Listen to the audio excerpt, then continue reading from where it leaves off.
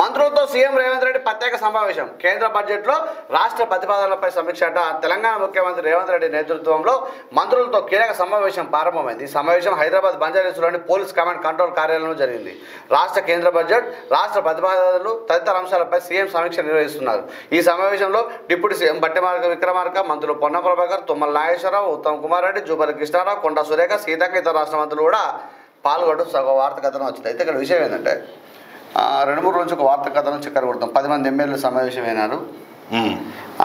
ఖమ్మం 2 మందిలో గుస్తా ఉన్నారని దళితం ఎట్లా తయారైందంటే ఇవాళ ఒక 4 జర్నలిస్టులను కూర్చొని మాట్లాడు. 4 జర్నలిస్టులు ఇలా మీటింగ్ చేసుకున్నారు. సంథింగ్ ఏదో మాట్లాడిండు, పూర్తిగా ఏదో చేస్తాలని చెప్పి సిద్ధాంతం బయటకు పోతాయి ఏదో అంటారు.